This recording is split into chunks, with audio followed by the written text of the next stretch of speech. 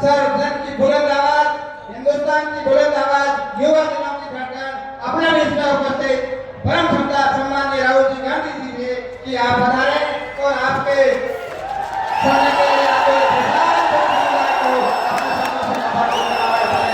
वो बहुत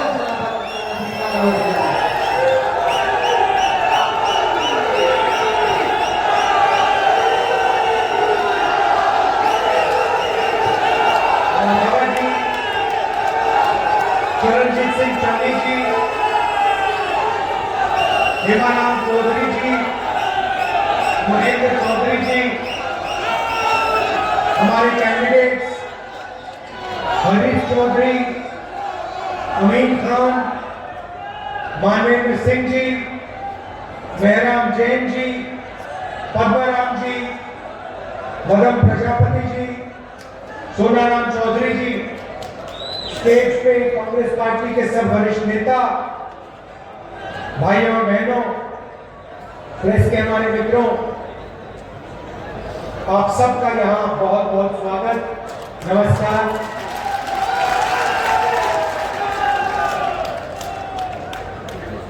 एक साल पहले कन्याकुमारी से कश्मीर तक हमने यात्रा की।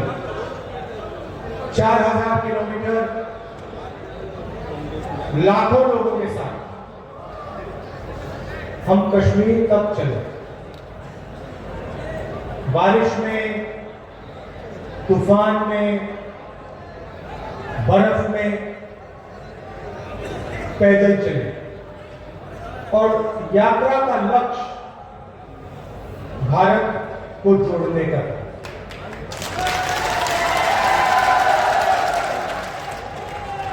हमें लगा कि बीजेपी देश में नफरत फैला रही है, हिंसा फैला रही है, एक जात को दूसरी जात से, एक धर्म को दूसरे धर्म से लड़ा रही है। इसलिए हमने भारत जोड़ो यात्रा शुरू की। अब सवाल उठता है और भारत जोड़ो यात्रा ने देश की राजनीति को बदल दिया। अब सवाल उठता है कि बीजेपी के लोग, आरएसएस के लोग नफरत और हिंसा क्यों फैलाते हैं? इनको क्या फायदा होता है? आज मैं आपको यह समझाने आया हूं।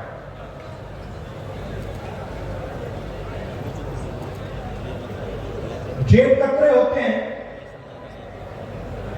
जब दो जेब कतरे किसी की जेब काटना चाहते हैं तो सबसे पहले क्या करते हैं? क्या करते हैं? हाँ, ध्यान हटाने का काम करते हैं। एक आता है, आपके सामने आता है और आपसे कोई ना कोई बातचीत करता है, आपका ध्यान इधर उधर ले जाता है। पीछे से दूसरा आता है, जेब काट लेता है, चला जाता है। मगर जेब कतरा सबसे पहले ध्यान हटाता है। अब आप देखिए, हिंदुस्तान में सबसे बड़े मुद्दे कौन से हैं? सबसे बड़ा मुद्दा बेरोजगारी, गरीबी, महंगाई। इनके बारे में आपने कभी टीवी पे देखा है? कभी देखा आपने टीवी पे कोई बेरोजगार युवा खड़ा है, कहना भैया मैं बेरोजगार हूं? नहीं दिखेगा।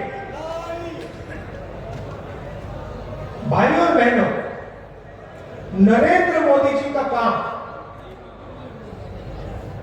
आपके ध्यान को इधर उधर करने का है।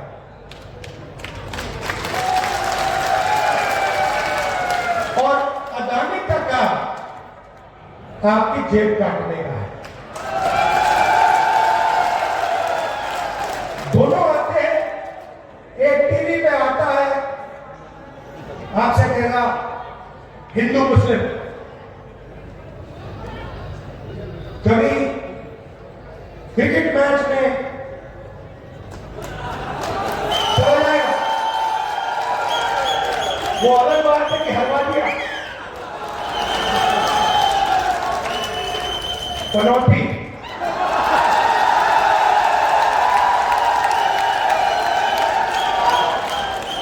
पीएम मतलब पनौती मोदी।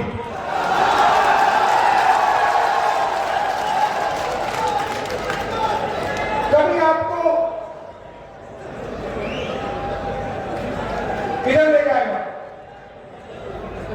कभी उधर ले जाएगा, कभी आगे पीछे, और पूरा का पूरा फायदा 4-5 उद्योगपतियों को दे। उदाहरण देता हूं, पिछले 9 साल में नरेंद्र मोदी जी ने 14 लाख करोड़ रुपया हिंदुस्तान के सबसे बड़े अरबपतियों का कर्जा माफ किया। मैं आपसे पूछना चाहता हूं, इन 14 लाख लोगों में, 14 लाख करोड़ रुपए में जो इन्होंने 10-15 लोगों को दिया, इसमें से मुझे बताओ, पिछड़ा कौन है, दलित कौन है, आदिवासी कौन है, किसान कौन है, मजदूर कौन है, छोटा दुकानदार कौन है? कोई नहीं। 14 लाख करोड़ रुपए माफ किए हैं अरबपतियों के, 10-15 लोगों के। पहले मोदी जी भाषण में कहते थे मैं ओबीसी हूं, जहां भी जाते थे मैं ओबीसी हूं। मैंने पार्लियामेंट में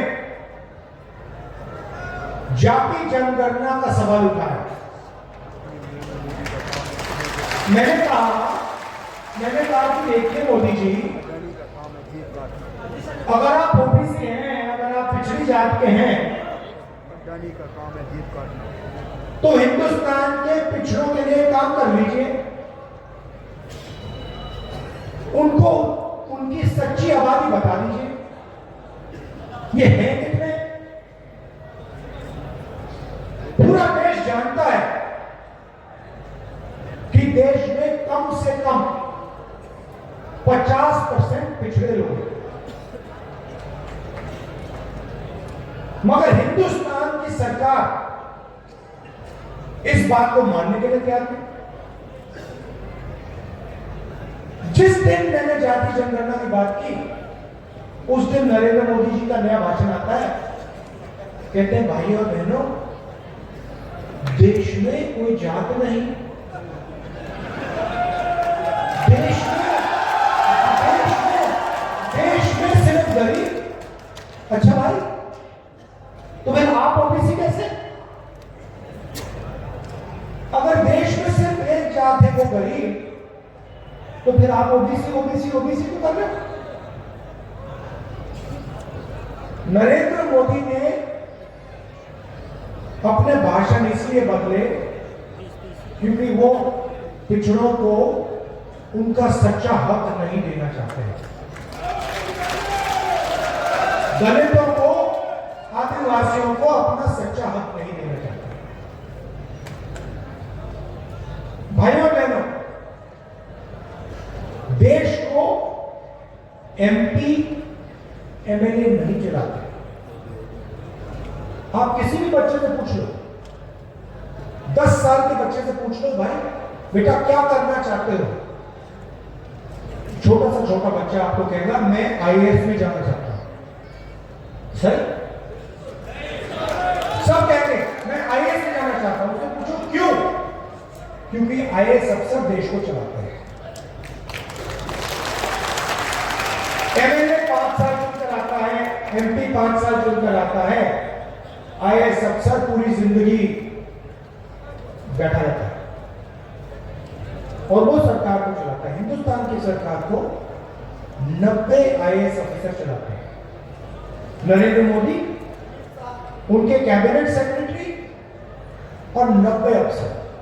पार्लियामेंट में मैंने सवाल पूछा, 90 अफसरों में से ओबीसी के कितने, दलित के कितने, आदिवासियों के कितने? भाइयों और बहनों, 90 अफसर में से जिनकी 50% आबादी है, जो देश की रीढ़ की हड्डी है, देश को चलाते हैं, खेती करते हैं, मजदूरी करते हैं, खून पसीना देते हैं, 90 में से 3 पिछड़ों के अफसर हैं। और अगर हिंदुस्तान की सरकार 100 रुपए खर्च करती है तो सिर्फ 5 रुपए का निर्णय ओबीसी अफसर लेते हैं। 50% आबादी, 5% भागीदारी। और नरेंद्र मोदी 24 घंटे कहते हैं मैं ओबीसी हूं, मैं ओबीसी हूं, मैं ओबीसी हूं। आदिवासी की बात करता हूं, आपकी आबादी 12-14% है, आपकी भागीदारी 3 अफसर आपके और 100 रुपए में से 10 पैसे का निर्णय आप लेते हो। और उनकी सारी की सारी योजना देख लो, कोई भी योजना देखो, फसल बीमा योजना देखो, फसल बीमा योजना में 35,000 करोड़ रुपए जाता है। पैसा कहां से आता है? जीएसटी से आता है। अच्छा, आपने नीली शर्ट पहनी हुई है, आपने नीली शर्ट पहनी है, जितना पैसा आपने जीएसटी में इस शर्ट के लिए दिया उतना पैसा अदानी जी इस शर्ट के लिए देंगे। जीएसटी गरीब और अदानी एक जैसे देते हैं। आप 1 लीटर पेट्रोल खरीदो, अदानी 1 लीटर पेट्रोल खरीदे, जितनी आपने जीएसटी दी उतनी वो देगा। गरीब से गरीब व्यक्ति उतनी ही जीएसटी देता है जितनी अदानी देता है। तो 35,000 करोड़ रुपए आपसे आया, जीएसटी से आया। नरेंद्र मोदी जी ने 35,000 करोड़ रुपए 16 उद्योगपतियों को दिया। पूरा का पूरा योजना का पैसा 16 लोगों को दिया। भाई और बहनों, उन 16 लोगों में एक ओबीसी नहीं, एक दलित नहीं, एक आदिवासी नहीं, एक जनरल कास्ट का गरीब नहीं। अब जब किसान का खेत नष्ट होता है, उसको नुकसान होता है, किसान फोन लगाता है, कहता है भैया हमने योजना का पैसा भरा, 5,000 करोड़ रुपए हिंदुस्तान के किसान ने दिए। फोन करता है, उसे कहा जाता है भैया तुम्हें योजना नहीं मिल सकती, तुम्हें योजना का फायदा नहीं मिलेगा, तुम्हें तो पैसा नहीं मिलेगा। ईमेल लगाता रहता है, कोई जवाब नहीं मिलता। जीएसटी का पैसा, आपका पैसा सीधा व सीधा 16 उद्योगपति। अदानी को सारे एयरपोर्ट पकड़ा दिए, जयपुर एयरपोर्ट पकड़ा दिया, पोर्ट पकड़ा दिए। उनके लिए किसान मिल रहा है। वो शुक्र की बात है कि किसानों कांग्रेस पार्टी खड़े हो गए, रद्द कर दिया हमने। मगर पूरा का पूरा फायदा उद्योगपतियों को। हमारी सरकार को देखिए, स्वास्थ्य योजना में हम हर व्यक्ति को 25 लाख रुपए तक देते हैं। मुझे बताओ 25 लाख रुपए में से स्वास्थ्य बीमा योजना में से अदानी को कितना पैसा मिला? अदानी की जेब में कितना पैसा जा रहा है? 500 रुपए का हम सिलेंडर देते हैं, बताओ अदानी की जेब में कितना पैसा जा रहा है? ये फर्क है। यहां पे बहुत सारे लोग हैं आप में से लोगों ने इलाज करवाया, किसी को कैंसर हुआ होगा, किसी को दिल की बीमारी होगी, चोट लगी होगी। आप में से सब लोगों ने राजस्थान में फ्री में इलाज कराया, एक पैसा नहीं मिला।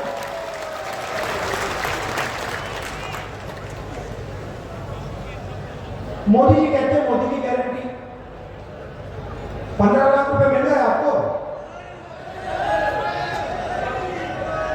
नोटबंदी से काला धन मिट गया क्या? किसान बिल से किसानों को फायदा हुआ? मोदी की गारंटी का मतलब अदानी की गारंटी। अब हमने आपको 7 गारंटी दी है। सबसे पहले राजस्थान के हर घर में एक महिला को कांग्रेस पार्टी सीधा बैंक अकाउंट में साल के 10,000 रुपए डालेगी। इसमें से 1 रुपया अदानी को नहीं मिलेगा। जैसे हमारी सरकार बनेगी, मोदी जी पहले शिकायत करते थे 400 रुपए का सिलेंडर हो गया, उनके समय 1200 रुपए का है। चुनाव जीतने के एकदम बाद कांग्रेस पार्टी सिलेंडर को 500 रुपए का कर देगी। अदानी को 1 रुपया नहीं। आपका नुकसान होगा, बीमा में 15 लाख रुपए तक आपको पैसा मिलेगा।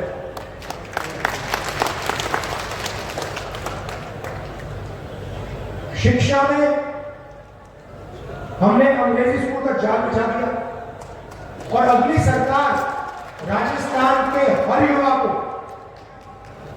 युवा को अंग्रेजी सिखाएगी। अब आप किसी बीजेपी के नेता से पूछिए, अमित शाह से पूछिए, वो आपको 24 घंटे कहेंगे कि भैया हिंदी पढ़ो, अंग्रेजी मत पढ़ो, हिंदी पढ़ो, अंग्रेजी मत पढ़ो। मगर उनके बेटे के बारे में पूछोगे, उनसे पूछोगे आपका बेटा कहां पढ़ता है, कहेंगे भैया हमारा बेटा तो अंग्रेजी इंग्लिश मीडियम में पढ़ता। तो गरीबों के बेटे अंग्रेजी ना सीखे, आपके बेटे इंग्लिश मीडियम पढ़े, क्यों? इन्होंने क्या गलती की? इनमें क्या कमी है? राजस्थान में दोनों हिंदी और अंग्रेजी की जरूरत है। मैं आपको बताता हूं, हम ये नहीं कहेंगे हिंदी मत पढ़ो, हिंदी सीखो। राजस्थान में, मध्य प्रदेश में, उत्तर प्रदेश में किसी से बात करनी है, हिंदी में करिए, कोई प्रॉब्लम नहीं। राजस्थान में कोई विदेश से टूरिस्ट आए तो उसे हिंदी में बात करेंगे क्या? इंग्लिश में। आपको कोई कॉल सेंटर में काम करना है, 50,000 रुपए की नौकरी आपको चाहिए, कॉल सेंटर में अंग्रेजी में बात चलेगी, हिंदी में नहीं चलेगी। सॉफ्टवेयर इंजीनियर बनना चाहते हैं, इंजीनियर बनना चाहते हैं, अंग्रेजी से बात करो, सीधी बात है। तो हम चाहते हैं कि राजस्थान का हर युवा, हर माता पिता बड़े से बड़ा सपना देखे। आप पायलट बनना चाहते हो, आपके बेटे पायलट बनना चाहते हैं, अमेरिका में जाना चाहते हैं, हवाई जहाज उड़ाना चाहते हैं, ये मौका आपको भी मिलना चाहिए, किसान के बेटे को मिलना चाहिए, मजदूर के बच्चों को मिलना चाहिए। वो चाहते हैं कि सबसे अच्छी नौकरियां, हिंदुस्तान का धन चुने हुए लोगों के हाथों में है और 24 घंटा आपके ध्यान को इधर से उधर ले जाते हैं। कभी हिंदू मुस्लिम, कभी एक जात तो दूसरी जात से लड़ा देंगे, कभी टीवी पे शाहरुख खान ऐश्वर्या राय को नचा देंगे। ये तो चला आपके सामने निर्णय है, डिसीजन आपको लेना है। कांग्रेस पार्टी की सरकार ने गरीबों के लिए किया है। स्वास्थ्य के लिए और उससे ज्यादा हम करने जा रहे हैं। मोदी जी की गारंटी मैं सुनाता हूं आपको। सरकारी जो अफसर थे उनका जो ओपीएस स्कीम था, नरेंद्र मोदी ने कर दिया, उनके जेब में से पैसा निकाल कर अदानी को पकड़ा दिया। हमने फिर से ओपीएस स्कीम लागू किया, जो आपका हक बनता है आपको वापस दिया। तो आप एक बात याद रखिए, यहां बीजेपी की सरकार आएगी तो जो कुछ हमने आपके लिए किया, चाहे वो ओपीएस हो, चाहे वो स्वास्थ्य की योजना हो, 500 रुपए का सिलेंडर हो, अंग्रेजी स्कूल हो, ये सारे के सारे काम बीजेपी बंद कर देगी, सब बंद हो जाएगा और यहां पे फिर से अदानी जी की सरकार चालू हो जाएगी। हमने साफ कह दिया है कि राजस्थान में कांग्रेस पार्टी की सरकार आएगी, उस दिन हम ऐतिहासिक कदम लेंगे, राजस्थान में जाति का सर्वे शुरू हो जाएगा। हम पिछड़ों को साफ बता देंगे, हम पिछड़ों को साफ बता देंगे कि राजस्थान में आपकी इतनी आबादी है और जितनी आबादी उतना हक आपका बनता है, उतनी आपकी भागीदारी है। और जैसे ही देश में हमारी सरकार आएगी, आप लिख के ले लो, नरेंद्र मोदी जाति के अंदर का शब्द नहीं बोल सकता, क्योंकि वो अदानी जैसे लोगों के लिए काम करता है। राहुल गांधी की गारंटी, जैसे ही दिल्ली में हमारी सरकार आएगी, पूरे देश में जाति की जनगणना कर देंगे और पिछड़ों को साफ बता देंगे ये आपकी आबादी है और जितनी आपकी आबादी है उतनी आपकी भागीदारी बनती है। 90 अफसर है भाई और बहनों, 90 में से 3 आपके, आबादी कम से कम 50%, इसलिए आपके बच्चे 24 घंटा बेरोजगार घूमते हैं। आपकी भागीदारी नहीं है सरकार में, आपकी आवाज नहीं है सरकार में। 24 घंटा नरेंद्र मोदी आपको झूठ बोलता है। जिस दिन आपकी सरकार में भागीदारी हो जाए, उस दिन आपको एक ओबीसी लड़का, एक आदिवासी युवा, एक दलित युवा आपको बेरोजगार नहीं मिलेंगे। बैंक के दरवाजे आपके लिए खुल जाएंगे, किसानों को सही पैसा मिलना शुरू हो जाएगा, मजदूरों को सही पैसा मिलना शुरू हो जाएगा। ये क्रांतिकारी निर्णय है, ऐतिहासिक निर्णय होगा, आजादी के बाद सबसे बड़ा कदम होगा। इस कदम से हिंदुस्तान बदल जाएगा, चेहरा बदल जाएगा। ये हम करने जा रहे हैं। आप सबका दिल से धन्यवाद करता हूं, आप दूर दूर से आए, इतने प्यार से आपने मेरी बात सुनी। धन्यवाद, जय हिंद, नमस्कार।